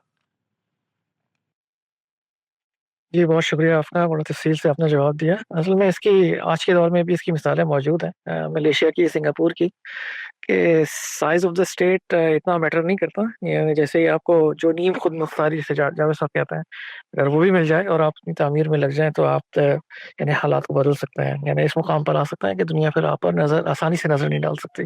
اسی سے متعلق ہے پھر بہت امپورٹنٹ ہو جاتا ہے کہ 1948 کی ہار کے بعد جنگ میں ایک بدترین شکست ہوئی، اس کے بعد پے در پے جنگیں کی گئی، تو آخر وہ محرک کیا تھا جس کی بنا پہ مسلمانوں کو یہ غلط فہمی ہوئی کہ بھئی جنگ ہی اصل میں راستہ ہے۔ مسلمانوں کے اندر یہ جو معاملہ ہوتا ہے اس میں جہاں پر وہ اپنی طاقت کا جائزہ لیتے ہیں، اسٹریٹجی بناتے ہیں اس مقام پر کہ جہاں پر کچھ کوسچن مارکس ہوتے ہیں، مسلمان اس کو اپنے جذبہ ایمانی سے پر کر لیتے ہیں، وہ جو بلینکس ہوتی ہیں ان کو ان سے پر کرتے ہیں کہ اگر ہم نے یہ کر لیا تو اس کے بعد خدا کی نصرت بھی آ ہی جائے گی کہیں نہ کہیں۔ تو اب یہ دیکھیے آپ کہ یہ اس چیز کا سبق ہے کہ آپ نے 4 دفعہ وہاں پر حملہ آور ہو کے دیکھ لیا کہ خدا کی نصرت اس طریقے سے نہیں آئی، تو یہ غلط فہمی پیدا ہوتی ہے۔ ورنہ آپ طاقت کا جائزہ لیں کبھی بھی تو کوئی بھی یہ نہیں سوچے گا کہ بھائی یہ کام ہونا چاہیے۔ شروع میں تو چلے وہ مملکت ابھی بنی تھی، ان کے اندر کچھ انفرادی طور پہ گوریلا گروپس تھے، ایک چیز جس کو مسلمان نہیں سمجھ، دوسری چیز وہ یہ ہے کہ اسرائیل سے ان کا مقابلہ ہی نہیں ہے جس چیز کو وہ نہیں سمجھتے، وہ عالمی برادری سے ہے، دنیا کے فاتحین سے ہے جنہوں نے ان کو وہاں لا کر بٹھایا ہے۔ تو جو مذہبی لیڈرشپ ہوتی ہے وہ ہمیشہ فیکٹس کو قریب کی عینک سے دکھاتی ہے، یعنی وہ کبھی بھی آپ کا جو ورلڈ ویو ہے اس کو پریکٹیکل پریگمیٹک جو تقاضے ہیں ان کے اوپر استوار ہونے نہیں دیتی۔ قریب کا منفعت، قریب کا فائدہ، یہ تم کرو، یوں تم نکلو، اس کے نتیجے میں ایک دم سے یہ ہو جائے گا، ایسے دکھاتی ہے۔ تو ان کے ہاں نہ تاریخ کا وزڈم ہے، نہ سیاست کا وزڈم ہے، نہ دنیا کس طرح معاملہ کرتی ہے اس کا وزڈم ہے۔ چنانچہ بھی دیکھیے کہ سیاسی قیادت بتدریج 88 تک تو اس نتیجے پہ پہنچ گئی کہ بھائی یہ جنگ تو اس کا رستہ ہی نہیں ہے، اور پھر PLO بنی اور پھر اس کے نتیجے میں ساری کی ساری موومنٹ اٹھی۔ لیکن مذہبی قیادت اس سب کے باوجود آج تک آپ سوچیں 2025 میں یہ جنگ چھیڑ کے اس امید پہ بیٹھی بھی ہے کہ ابھی بھی ہم جیت جائیں گے۔ کوئی اندازہ ہی نہیں ہے طاقت کا، کوئی اندازہ نہیں ہے کہ ان کے پیچھے کون ملک کھڑے ہوئے ہیں، کوئی اندازہ ہی نہیں ہے کہ جنگیں لڑی کیسے جاتی ہیں۔ جنگیں اس طرح سے پراکسی کے طریقے پہ دیسی میزائل بنا کے، سرنگیں بنا کر، کرائی کی چیزیں لے کر اس طرح جنگیں لڑی جاتی ہیں۔ جنگوں کے لیے سپلائی لائن کیسے قائم رہتی ہے، اس میں آپ کے لیے گرد و پیش کے ممالک کیا کردار ادا کرتے ہیں، ٹیکنالوجی کیسے فیصلہ کن ہوتی ہے۔ خود آپ یہ دیکھیے نا کہ جو یہاں پر جنگ لڑی گئی 1857 میں، اس میں بھی بے آئینی ہی صورتحال تھی، یعنی چند چیزیں تھی ٹیکنالوجی کی جو فیصلہ کن ہو گئی. اس زمانے میں یہ ٹیلی گرام تھا جس سے وہ خبریں پہنچ جاتی تھیں اور انگریز اس کے نتیجے میں جنگ جیت گئے. حالانکہ پورا ملک لڑنے کے لیے آمادہ ہو چکا تھا. امیجن کریں, پورا ملک, کروڑوں کی آبادی تھی اس وقت بھی برِ صغیر کی, پورا دلی لڑ رہا تھا, لیکن 5-10 ہزار فوجوں کو ہرانے میں کامیاب نہیں ہو سکا. تو یہ دور جس کے اندر یہ ڈرون ٹیکنالوجی اور اے آئی اور یہ میزائل سسٹمز اور اس کے بعد یہ آئرن ڈوم اور اس سب میں آپ بیٹھے ہوئے ہیں, کہانیاں سنا رہے ہیں. بلکہ میں تو ایک دلچسپ چیز ابھی دیکھ رہا تھا, 1-2 دن پہلے ایک عالم نے بڑی تنبیہ کے انداز میں مسلمانوں کو یہ کہا کہ یہ جو تم جنگ کی تیاریاں کر رہے ہو اور میزائل بنا رہے ہو, یہ تم غلط کر رہے ہو. قرآن مجید میں تو کہا ہے گھوڑے تیار رکھو. تو ان چکروں میں پڑنے کے بجائے کلیشن کوفیں اور بندوقیں اور ڈرون, ہمیں گھوڑے تیار رکھنے چاہیے, اس لیے کہ مدد اللہ تعالیٰ نے کہا کہ گھوڑوں کے بعد آئے گی. تو آپ یہ دیکھیے کہ جب انسان آنکھیں بند کر لیتا ہے تو اس کا نتیجہ نکلتا ہے کہ واضح شکست کے بعد بھی ایک نیریٹو آپ بنا لیتے ہیں کہ شکست اس لیے نہیں ہوئی کہ ہماری طاقت کم ہے, شکست اس لیے ہوئی کہ ہم نے طاقت کا حصول اس طریقے پہ نہیں کیا جس طریقے پہ رسول اللہ صلی اللہ علیہ وسلم نے کیا تھا, لہٰذا ہمیں گھوڑے لینے چاہیے. یعنی گھوڑے لے کر آپ ایک ملک پہ حملہ آور ہوں جو ایٹمی قوت ہے اور ان کا خاتمہ کر دیں. تو یہ خواب ہیں جو مذہبی قوتیں دکھاتی رہی ہیں, اس کے نتیجے میں یہ سب کچھ ہوا. یہ بہت بہت شکریہ. یعنی ایک جملے میں اس بات کو اگر سمیٹا جائے تو یہ ہے کہ وہ جذباتی مذہبی بیانیہ ہے یا مذہبی محرک ہے بیسیکلی, وہ جس نے حقائق کو یکسر نظر انداز کر دیا اور جنگ ہی کو واحد راستہ سمجھا. جزاکم اللہ خیر. اگلا سوال مسعود ملک صاحب کا. مسعود صاحب آپ کا سوال کیجیے پلیز. السلام علیکم. وعلیکم السلام. اسی ضمن میں اسرائیل کا دوسری سائڈ سے ابھی آج کل بڑا گرم ہے, انڈیا پاکستان کشمیر. یہ بھی 48 کی ایجاد یہ مسئلہ. آپ کا کیا مشورہ ہے انڈین مسلمس, کشمیری مسلمس خاص طور پر اس حالات کے حساب سے, اور آبویسلی پاکستان کے لیے کیا آپ میسج دے رہے ہیں پاکستانی؟ دیکھیے میسج بالکل واضح ہے کہ سیاسی تنازعات کی حد تک رکھ کے اس پر گفتگو ہونی چاہیے. اس پر اگر آپ نے عالمی سیاست کو متوجہ کرنا ہے تو وہ کرنا چاہیے. وہ ہندوستان کرنا چاہتا ہے وہ کرے, کشمیری کرنا چاہتے ہیں وہ کریں, پاکستانی کرنا چاہتے ہیں وہ کریں. اس زمانے میں جو سیاسی اقدار ڈیولپ ہوئی ہیں ان کے اندر قوموں کا حق خود ارادی جو ہے, یہ بیسک جو آپ کا ویلیو سسٹم ہے پالیٹکس کا, اس میں تسلیم کیا جاتا ہے. اسی بنیاد پر آپ دیکھیے وہ برطانیہ عظمیٰ جس کا سورج کہیں پہ غروب نہیں ہوتا تھا, اس کے زیر نگی جو سلطنتیں آئی ہیں ان میں بھی اس رائٹ کو مانا جاتا ہے. تو جس وقت آغاز آپ نے غلط کر دیا, یہ وہی چیز ہے, بے ہی نہیں وہی چیز ہے جو اسرائیل کے معاملے میں ہوئی ہے.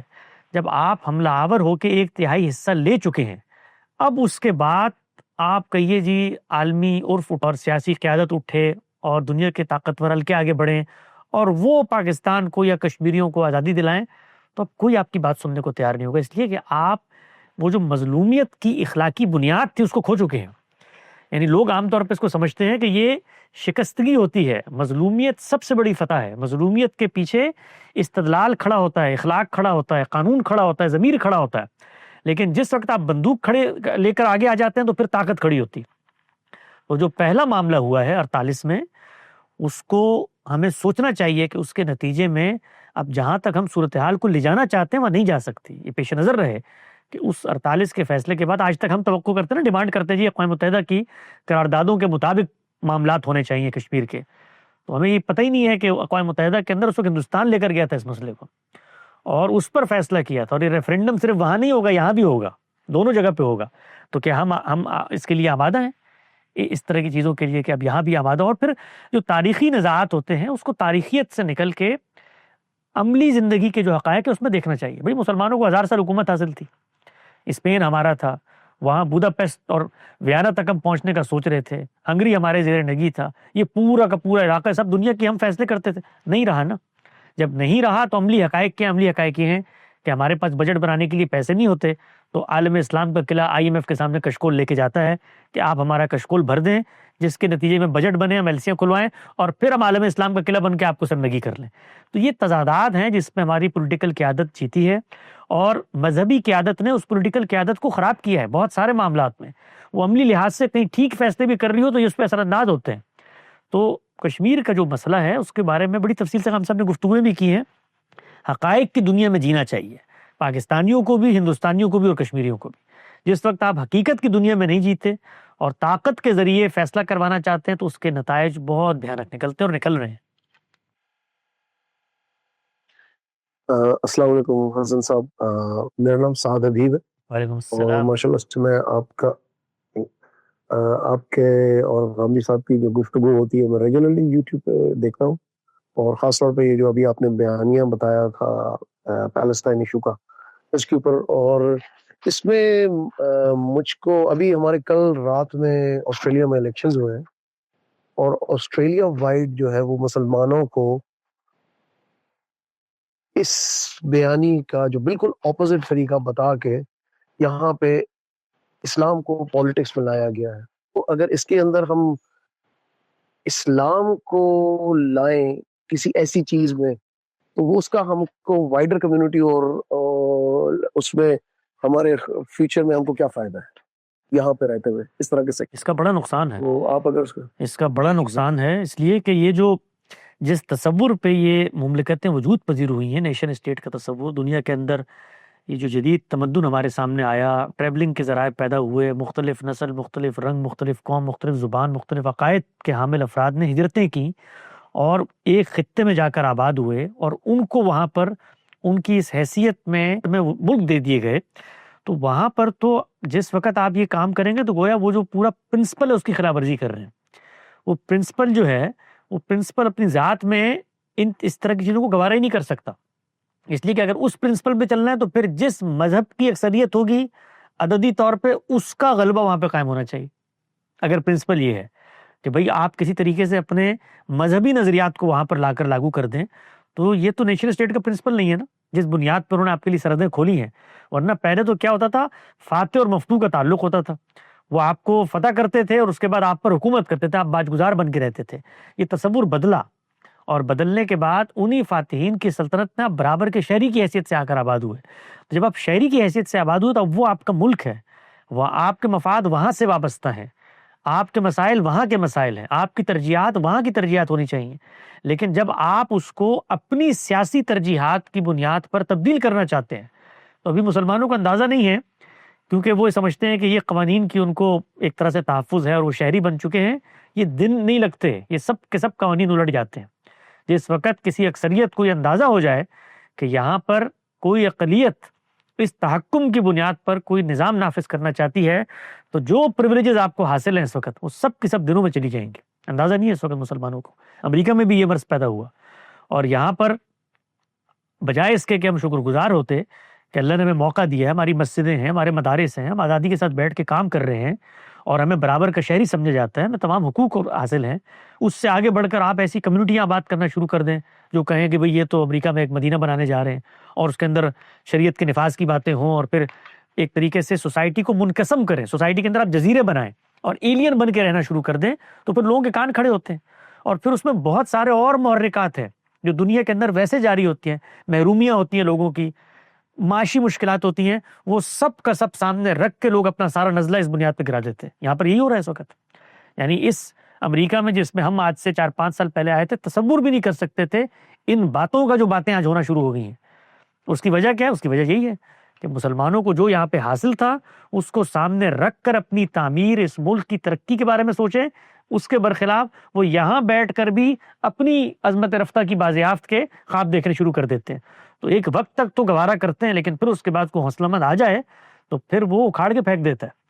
تو ہمیں اللہ کی پناہ مانگنی چاہیے کہ اس وقت اللہ تعالیٰ نے کروڑوں کی تعداد میں مسلمانوں کو ان ملکوں میں آباد ہونے کے امکانات دیے ہیں، اور یہ دعویٰ اسٹیٹس ہیں، مثبت طور پہ آپ اپنے دین کی فکر پیش کریں، اسی دین کے حاملین کی اکثریت یہاں پہ رہتی ہے، جس کو قرآن مجید نے کہا کہ یہ اپنے آپ کو یہودی نصرانی کہتے ہیں، ہم ان کو مسلمان سمجھتے ہیں، ہمارے اسلام کے فرقے کے لوگ ہیں جو یہاں پہ رہتے ہیں، ان کو بجائے کہ ہم دعوت دیں اور شکر کریں اللہ کا۔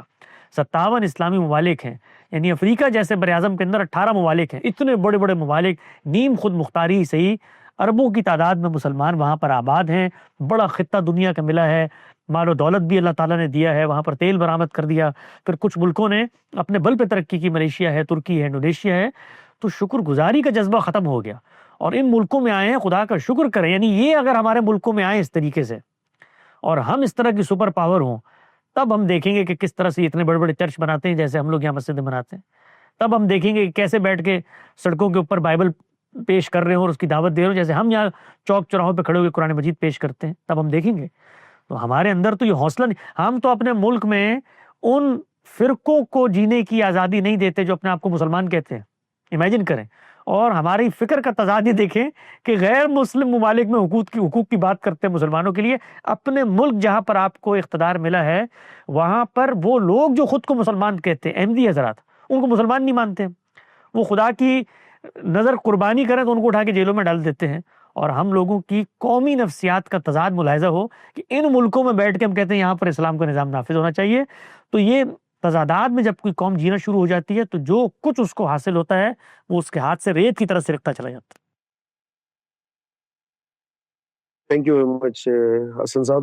یہ میرا دوسرا وہ کوشچن شاید میں کرتا ہوں, کسی کا ہاتھ کھڑا ہوا ہے, وہ میں یہی بولنے والا تھا کہ میں صرف پاکستانی مسلمانوں سے یہاں نہیں ملتا, اور مسلمانوں سے بھی میں ملتا ہوں, مگر میں نے کسی اور کو یہ کہتے ہوئے نہیں سنا کہ ملیشیا اسلام کا قلعہ ہے, برونائی دارالسلام اسلام کا قلعہ ہے, یا انڈونیشیا اسلام کا قلعہ ہے. میں نے صرف یہ ہمارے پاکستانی بھائیوں سے ہی ایک نیریٹو سنا ہے. تو یہ مطلب بہت بودر کرتا ہے کبھی کبھی. بالکل صحیح. تو جو اسلام کے قلعے میں جا کر رہنا چاہیے, قلعے کو مضبوط کرنا چاہیے. قلعے کو چھوڑ کے بھاگنے والے اس قلعے کے محافظین نہیں ہوتے. تو یہ بھی تضادات پہ مبنی چیزیں ہیں کہ آپ ان ملکوں میں آئے ہیں, ہجرت کر کے آئے ہیں, وہاں پر حلف لے کے بیٹھے ہوئے ہیں, وہ سب کچھ کام خود کر رہے ہیں, لیکن جی وہاں پر اسلام کا تحفظ ہو رہا ہے, ہم ان کو یہاں سے بیٹھ کے سپورٹ کریں گے. تو پھر جائیے, آپ واپس جائیے, اس قلعے کے محافظین بنیں, اس قلعے میں رہیے, اس قلعے کو مضبوط کریں.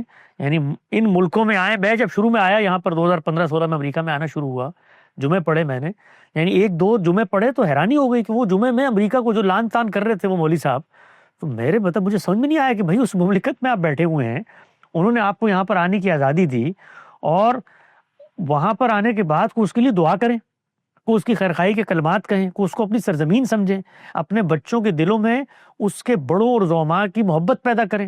ان کا یعنی بینیفٹس ان سے لینے ہیں, اور رسک ان کا کھانا ہے, اپرچونیٹیز ان سے لینی ہے, پاسپورٹ ان کا لینا ہے, اور جو کچھ آسائشیں ہیں سہولیات ہیں وہ سب ان کا لیں, اور آخر میں شکر گزاری بھی ان کی نہیں کرنی. تو اللہ تعالیٰ کا یہ اصول ہے, جو لوگوں کی شکر گزاری نہیں کرتا وہ پھر اللہ کی بھی نہیں کرتا. شکریہ حارث بھائی. حسن بھائی, ایک ذہن میں ایک اشکال ہے, تو آپ رہنمائی فرمائیے گا کہ جس طرح سے مسجد حرم میں اللہ سبحانہ وتعالیٰ کے گھر میں مرد اور عورت شولڈر کھڑے ہو کے نماز پڑھ سکتے ہیں, ان کے درمیان کوئی سیگریگیشن نہیں ہے, but when it comes to our own local mosques اس میں ایسا نہیں ہے, اس میں خواتین پیچھے نماز پڑھتی ہیں, مرد حضرات آگے پڑھتے ہیں. تو اس میں آپ کے کیا اوپینین ہے, کیا ہونا چاہیے, تھوڑی سی رہنمائی فرمائیے گا. بہت شکریہ. جی, جماعت کی نماز کے لیے جو سنت رسالت پاک صلی اللہ علیہ وسلم نے جاری فرمائی ہے, اس کے اندر ابتدا میں مردوں کی صفیں بن جاتی ہیں اور پیچھے عورتوں کی بن جاتی ہیں. یہی طریقہ آپ صلی اللہ علیہ وسلم نے جاری فرمایا ہے, اسی پر عمل درآمد کرنا چاہیے. ٹھیک ہے, بہت شکریہ.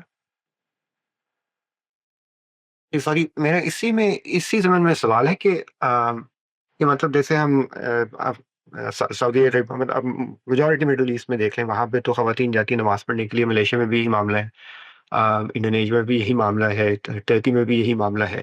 تو یہ ہمارے جو ممالک ہیں, خاص طور پاکستان ہو گیا, تو وہاں پہ یہ کیا ایسا مسئلہ ہو گیا کہ وہاں پہ خواتین کو آنے کی اجازت ہی نہیں ہے, بالکل بھی کوئی سیکشن ہی نہیں ہے ان کے لیے. ہمارے جو کہ حنفی فقہ رائج ہے نا, اور حنفی فقہ نے سیدنا عمر کے اس فیصلے کو قضاء کی صورت میں قبول کر لیا, جس میں انہوں نے سد ذریعہ کے اصول پہ خواتین کے بارے میں یہ کہا کہ وہ مسجدوں میں نہ آئیں اور گھروں میں نماز پڑھیں, جس پر بڑا شدید رد عمل اس زمانے میں بھی تھا کہ بھائی جن کو اللہ نے نہیں روکا ان کو آپ کیسے روک سکتے ہیں.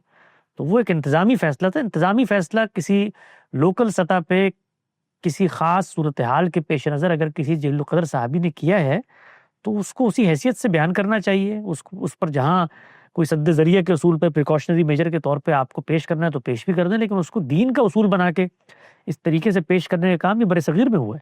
خود برِ صغیر سے باہر جو دیوبندی حضرات آباد ہیں, امریکہ میں ہیں, یہاں کوئی ان کو پرابلم نہیں ہوتا, یہاں خواتین نماز پڑھتی ہیں مسجد سے. تو دینی لحاظ سے تو الٹ بات تھی, خواتین آتی وہاں پہ, اللہ کا گھر تھا, اور وہ خدا سے اپنے تعلق کا اظہار کرتی. بڑی خرابیاں پیدا ہوئی ہیں اگر آپ دیکھیں مسلم معاشرت میں اور آئلی زندگی میں اس کے نتیجے میں, کیونکہ اگر آپ نے ان کو مسجد سے کاٹ دیا تو وہ جو ان کی روحانی ایفیلیشن کا مرکز تھی جو جگہ, اس کے ساتھ ان کا تعلق ہی نہیں قائم رہا. تو اس کے نتیجے میں بہت ساری جو ایموشنل ٹراماز ہیں جن کو چینلائز ہونا تھا وہاں پر جا کر خدا سے گفتگو کر کے، خدا کے معبد کے اندر جا کے وہ جو روحانیت ہے اس کو جذب کر کے، ان سب کا خاتمہ وہ اس کا نتیجہ نکلا ہے پھر. اور پھر اس کی وجہ سے یہ جو خواتین کے اندر آپ کو تھوڑی سی معاملات جذباتیت کے نظر آتے ہیں اور گھروں کے اندر ذرا یہ اونچ نیچ ہو جاتی ہے، یہ اس میں اس کا ایک دخل ہے. آپ دیکھیے، آپ مسجدوں میں مسجدیں کھولیں اور سب کو وہاں جانے دیں تو بہت ساری چیزیں آپ کی عام زندگی میں اس کے نتیجے میں درست ہونا شروع ہو جائیں گی. یہ تو اسی میں پھر ابھی آپ نے بات کی کہ حضرت عمر کے زمانے میں یہ ایک انتظامی ملک کا فیصلہ تھا، تو کیا یہ مطلب یہ امپلیمنٹ ہو گیا تھا؟ اور پھر اگر رہا تو وہ پھر کتنے عرصے تک رہا تھا یہ چیز؟ سیدنا عمر کو فیصلہ کریں اور وہ امپلیمنٹ نہ ہو، یہ تو ناممکنات میں سے ہے. امپلیمنٹ تو ہو گیا تھا اور پھر امپلیمنٹ رہا، کچھ عرصہ رہا، لیکن مختلف صورتیں سامنے آتی رہیں. کچھ خواتین حجروں میں نماز پڑھ لیتی تھیں، اس کے بعد مسجد میں بھی آنے کا معاملہ جاری رہا. تو اس میں ملا جلا رجحان ہمیشہ رہا ہے مسلم معاشرت کے اندر. اور پھر چونکہ اسلام جب پھیلا ہے، ماوراء النہر تک پہنچا ہے، ہندوستان تک آیا ہے اور پھر افریقہ تک گیا ہے، تو ہر جگہ پہ جو خواتین کی اپنی کلچرل حساسیتیں تھیں وہ بھی اس پہ اثر انداز ہوئیں. تو پھر یہ نیریٹو تو برقرار رہا، یعنی علم کے حد تک برقرار رہا، لیکن آپ کی اپنی جو سماجی قطغنیں تھیں انہوں نے پھر اس کو قبولیت بخشنا شروع کر دی. تو ہندوستان کے اندر تو چونکہ خواتین کو ویسے ہی اس طرح سے رکھا جاتا تھا کہ ان کا اس طرح سے اظہار نہیں ہوتا تھا، پالکیوں میں بٹھا کے ان کو لے جایا جاتا تھا. تو یہاں پر وہ حنفی روایت، سیدنا عمر کا فیصلہ اور خواتین کے بارے میں ہماری حساسیت، وہ تینوں چیزیں مل گئی ہیں. آپ جی بہت شکریہ. اگلا سوال مسعود صاحب کا. مسعود صاحب اپنا سوال کیجیے پلیز. کہ ایک جب کسی کی ڈیتھ ہوتی ہے تو ایک کلوجر کے طور پہ ہمیں جنازہ اور تدفین میں جانا ہے، اور یہ بڑا امپورٹنٹ ایک سائیکالوجیکل ایونٹ بھی ہے سب کے لیے. مگر ہمارے یہاں رائج ہے کہ عورتیں نہ جنازہ میں جائیں گی نہ تدفین میں جائیں گی. آلدو آسٹریلیا میں تو اب جاتے ہیں، مگر پھر بھی اٹ از اسٹل پریویلنگ. اور اوبیسلی ہمارے ملکوں میں تو یہ بالکل ہی ایک حد تک بین ہے. عورتیں کلوجر نہیں ملتی عورتوں کو ہمارے عزیز اقارب. جب اس کی جو وجہ ہے وہ بعض آثار و روایات ہیں جن کی بنیاد پر یہ غلط فہمی پیدا ہوئی کہ وہ اگر نکل کے اس طریقے سے جائیں گی تو اس کو ناپسندیدہ شمار کیا گیا ہے. اور ہم یہ جانتے ہیں کہ یہ جو پریکاشنری میجر ہے، سد ذریعہ، اس کی بنیاد پر عورتوں کے باب میں جو مسلم معاشرتیں گزری ہیں ان میں بہت زیادہ تجاوز کیا گیا ہے. مثال کے طور پہ اللہ تعالیٰ نے تو بالکل واضح الفاظ میں سورہ نور کے اندر یہ ہدایت دی ہے کہ مرد و زن کا اختلاط ہوگا تو کیا کام کرنا ہے. وہ 3 ہدایات ہیں، مردوں کو بھی دی گئیں، عورتوں کو بھی دی گئیں. اور اس کے بعد جو پریکاشنری میجرز ہیں، سد ذریعہ اس کو کہا جاتا ہے، اس کے لیے بھی خود قرآن نے کچھ چیزیں بیان کر دیں، لیکن مسلمان وہاں پہ رکے نہیں. خود جن چیزوں کا استثناء وہاں قرآن مجید نے دیا تھا کہ الا ما ظاہر منہا، وہ چیزیں جو عادتاً آپ سے آپ کھلی ہوتی ہیں ان کو چھپانے کی ضرورت نہیں ہے زینت کرنے کے باوجود. لیکن آگے بڑھ کے آپ نے خود سے یہ کہا کہ نہیں، عورت کا اگر چہرہ بھی نظر آتا ہے تو یہ بھی فتنے کا اندیشہ ہوگا. تو یہ قوموں کے اندر ایک افراط و تفریط کا رویہ ہے جو پیدا ہو جاتا ہے. یعنی کسی خاص محل پر، کسی خاص موقع پر آپ ضرورت کے تحت اگر کوئی پریکاشنری میجر اٹھائیں تو اس کی کوئی وجہ سمجھ میں بھی آتی ہے، لیکن اس کو اس طریقے سے جنرلائز کر لینا اور یوں کہنا کہ بھائی اس کے نتیجے میں تو فتنہ پیدا ہو جائے گا، تو پھر اس کی کوئی حد نہیں ہو سکتی. پھر اس کے نتیجے میں تو مرد اور عورت دونوں کو جیلوں میں ڈالنا پڑے گا تاکہ فتنہ کا خاتمہ ہو. وہ جیل میں بھی پیدا ہو جائے گا، وہاں بھی سیگریگیشن کرنی پڑے گی. تو جو اللہ کا بنایا ہوا طریقہ ہے وہ یہ نہیں ہے جو مسلمانوں کا بنایا ہوا روایت. سوری حسن بھائی، تھوڑا سا روشنی علی کا یہ تواصل بالحق پہ ہم نے ڈسکشن کیا ہے اپنے انٹرنل قرآن کلاس میں بھی، لیکن آپ کے اوپینین میں ایک کامن مین جو ہے وہ اپنی زندگی میں کیسے تواصل بالحق کو امپلیمنٹ کرے؟ بہت شکریہ، بریفلی بہت شکریہ. ایمان کے تقاضوں میں سے ایک بڑا اہم تقاضا ہے، اس لیے کہ جس وقت آپ ایمان لاتے ہیں تو شعوری طور پہ خدا تعالیٰ کو مانتے ہیں، اس کی ہدایت پر عمل پیرا ہونے کا عہد کرتے ہیں. جب آپ کسی ہدایت پر عمل پیرا ہوتے ہیں تو اس میں آپ کو حق بات کے ساتھ کھڑا ہونا پڑتا ہے، حق کی شہادت دینی پڑتی ہے. اس لیے کہ زندگی کے اندر خدا کی بتائی ہوئی طریقے کے مطابق اگر آپ زندگی گزارنا چاہتے ہیں تو صحیح رستے کا انتخاب کرنا ہے. وہ انتخاب آپ کے قول و فعل سے ہوگا. تو قول و فعل کے ذریعے جو آپ شہادت دیتے ہیں یہ تواصل بالحق ہے، حق کی گواہی دینا، حق کے ساتھ کھڑے ہو جانا، حق کا پیغام پہنچانا. اور دوسرا پہلو اس کا یہ ہے کہ ہم لوگ جو کسی جمعیت کا حصہ ہیں، اگر ہم خدا کی جماعت میں شامل ہیں، اس رحمان کے بندے ہیں، تو ہم سب کی یہ داخلی خواہش ہے، ایمان کا تقاضا ہے کہ جس طرح ہم خود آگ سے بچتے ہیں، اسی طرح اپنے بھائیوں کو بھی روز جزا میں اللہ کی رسوائی سے بچائیں۔ تو اس کے لیے ہم انہیں دعوت دیتے ہیں، حق بات کی ترغیب دیتے ہیں، اس کی طرف لے کر آنا چاہتے ہیں۔ تو اس پس منظر میں ہی ذمہ داری ہر بندہ مومن پہ جو ایمان لاتا ہے پیدا ہو جاتی ہے۔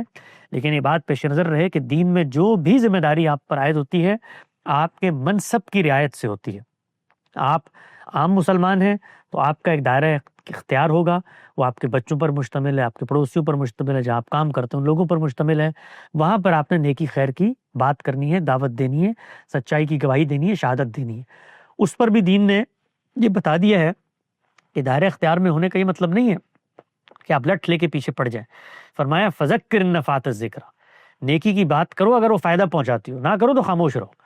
تو حالات واقعات کی رعایت سے زمین کو دیکھ کر کہیں کوئی خیر کی بات کرنی ہے، دعوت دینی ہے، آپ دے دیں، لیکن اپنے دائرہ اختیار میں۔ ہر ذمہ داری دین میں دائرہ اختیار کی رعایت سے طے کی گئی ہے۔ نہ ایک عام مسلمانوں کی یہ ذمہ داری ہے کہ وہ اٹھیں اور پوری دنیا کے اندر دعوت و تبلیغ کرنے کے لیے نکل پڑیں۔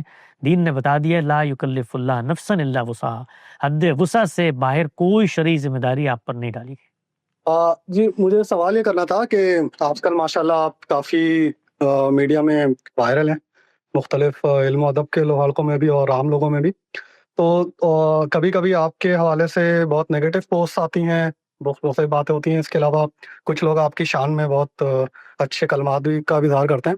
تو ان دونوں مواقعوں کے اوپر آپ کس طرح سے اپنے آپ کو مینیج کرتے ہیں؟ یعنی جب گالی پڑ رہی ہوتی ہے تو تب آپ کیا کرتے ہیں خوش رہنے کے لیے، اور جب تعریف ہو رہی ہوتی ہے تو تب کیا کرتے ہیں آپ خوش رہنے کے لیے؟ دیکھیے اس کا جواب یہ ہے کہ مجھے اللہ تعالیٰ نے جس شخصیت کی صحبت میں وقت گزارنے کی نعمت اور رحمت سے نوازا ہے، ان سے میں نے کوئی اور چیز نہ سیکھی ہو، یہ ایک چیز ضرور سیکھی ہے کہ جس بھی موضوع پر، جس بھی زاویے سے اگر آپ اللہ کے دین کی بات کر رہے ہیں تو یہ دین کی بات کرتے ہوئے کبھی بھی ذہن میں اس چیز کا شائبہ بھی پیدا مت ہونے دیجیے گا کہ لوگ اس کے بارے میں کیا کہیں گے۔ اور میں نے خود ان کو یہ دیکھا ہے، پچھلے 15 سال کا میرا شب و روز کا 24 گھنٹے کا ایک تعلق ہے، 20 معاملات میں علمی آراء کا ان سے ظہور ہوتا ہے۔ خود مجھے موقع ملا ہزاروں موضوعات پر ان سے گفتگو کا، ایک لمحے کے لیے بھی میرے ذہن میں یہ شائبہ نہیں پیدا ہوا کہ ہمارے استاد جن سے ہم علم سیکھتے ہیں انہوں نے کبھی لوگوں کو سامنے رکھ کر اپنی زبان سے ایک کلمہ یا ایک لفظ نکالا ہو، کبھی بھی زندگی میں۔ جو میں نے دیکھا اور پھر جب میں نے ان کی ہسٹری اور ماضی کا مطالعہ کیا، وہ اس سے بالکل بے نیاز ہو کے وہ بات کہتے ہیں جو بات ان کو درست لگتی ہے۔ وہ بات بسا اوقات ان کے گرد و پیش کے ان کے اپنے ہم نواؤں کو بری لگتی ہے، وہ ان کو کہہ رہے ہوتے ہیں اگر آپ یہ بات نہ کرتے تو اس سے یہ فائدہ ہو جاتا۔ ادارے کے لوگوں کو جو ایک بیوروکریسی بن جاتی ہے، ہیرارکی بن جاتی ہے، گرد و پیش میں کارکنوں کی تنظیم بن جاتی ہے، وہ توجہ دلا رہے ہوتے ہیں کہ بھئی یہ کیوں بات کر دی، یہ نہ کرتے۔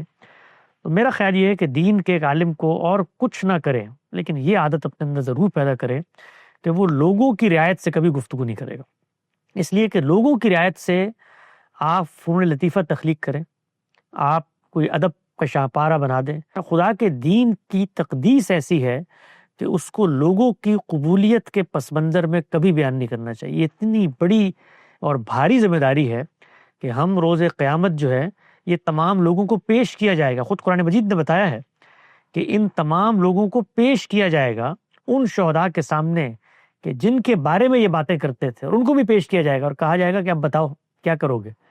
تو اگر دین کے علماء بھی لوگوں کی قبولیت اور لوگوں میں اپنائیت اور لوگوں کے اندر بات کو راسخ کرنے کے پس منظر میں دین بیان کرنا شروع کرتے ہیں اس مصلحت پسندی کے تحت، تو پھر میرا خیال یہ ہے کہ ان کو دین کا کام چھوڑ کے کوئی نمک مرچیں بیچنا چاہیے، کوئی اور کام کریں۔ بہت کام ہے، اللہ نے دنیا میں ہنرمندی کے بہت کام پیدا کیے ہیں۔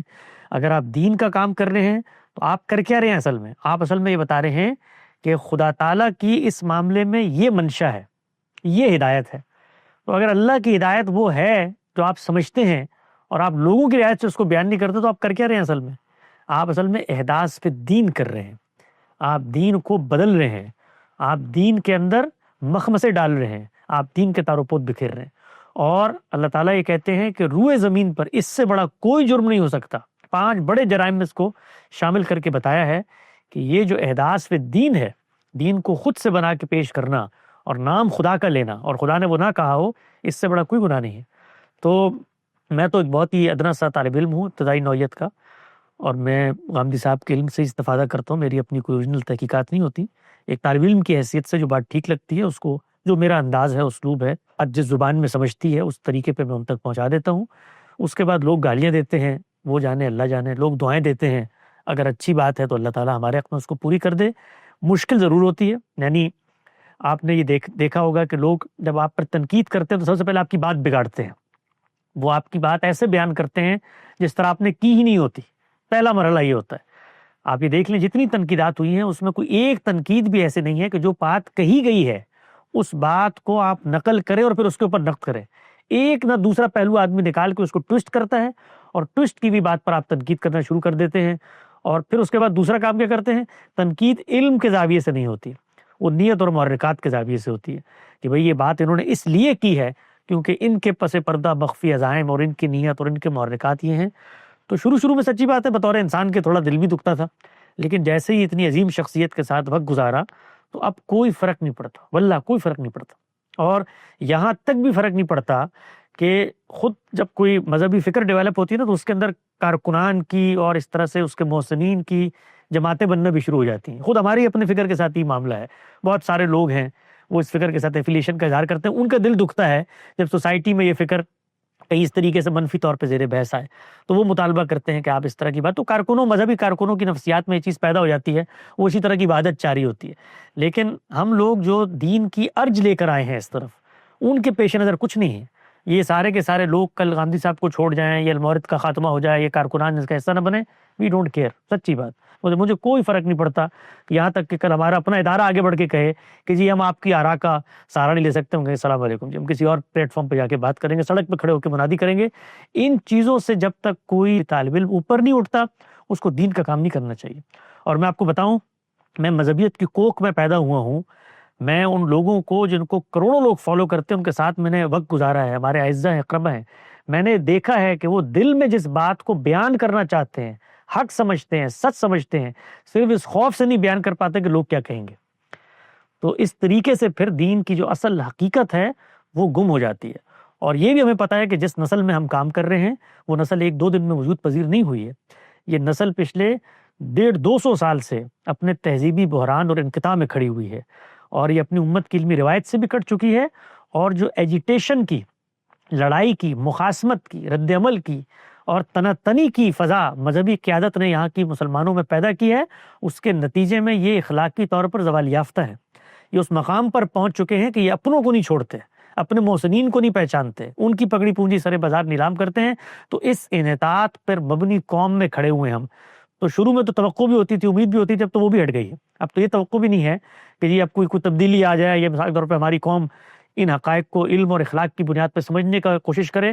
اب دل سے بالکل وہ شائبہ بھی غامدی صاحب کی صحبت نے نکال دیا ہے، اب صرف ایک کام ہے کہ ہم نے اپنا پرچہ حل کرنا ہے، ہم نے کل مر جانا ہے، 20-30 سال کی زندگی ہے، اس کے بعد اللہ کے حضور پیش ہوں، غلطی ہم بھی کر سکتے ہیں، ہم نے کبھی یہ دعویٰ نہیں کیا کہ جی کوئی حق بات ہے جو ہماری زبان پہ نازل ہو جاتی ہے، اور کبھی کبھی حکمت عملی کی غلطی بھی ہو جاتی ہے، انداز بیان، لب و لہجے کی غلطی بھی ہو جاتی ہے، بحیثیت انسان جو بشری کمزوریاں ہیں وہ ہمیں بھی لاحق ہیں، لیکن مدعا کے لحاظ سے جس چیز کو جس وقت درست سمجھیں گے اس وقت بیان کریں گے، لوگ گالیاں دیں یا لوگ دعائیں دیں۔